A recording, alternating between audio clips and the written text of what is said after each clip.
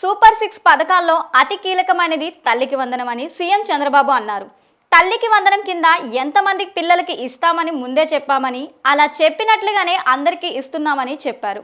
67 లక్షల మందికి తల్లికి వందనం ఇస్తున్నామని, దానికి 10,000 కోట్లు ఖర్చు అవుతుందని వివరించారు. ఇంకా ఈ నిధుల నుంచి స్కూళ్ల డెవలప్మెంట్ కోసం 1,400 కోట్లు ఖర్చు చేస్తున్నట్లు చెప్పారు.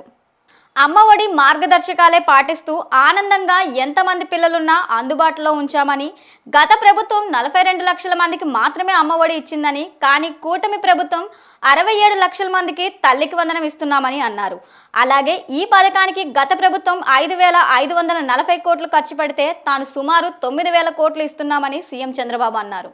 ఎంతమంది పిల్లలున్నా తల్లికి వందనం అమలు చేస్తున్నామని సీఎం చంద్రబాబు అన్నారు.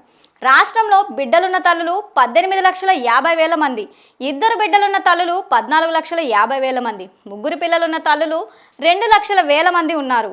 అలాగే నలుగురు పిల్లలున్న తల్లులు 2,000 మంది ఉన్నారు. తల్లి లేని తండ్రికి లేదా గార్డియన్ ఖాతాల్లోకి తల్లికి వందనం డబ్బులు జమ అయితే, అలానే అనాథ పిల్లలుంటే జిల్లా కలెక్టర్ నిర్ధారించిన వారి ఖాతాల్లో నిధులను జమ చేయనున్నారు.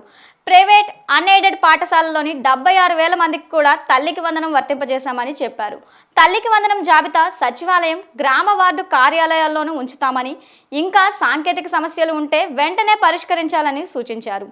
ఫిర్యాదుల స్వీకరణకు జూన్ 26 వరకు గడువు పెట్టామని, జూన్ 30న తల్లికి వందనం తుది జాబితాను పెడతామని సీఎం చంద్రబాబు తెలిపారు.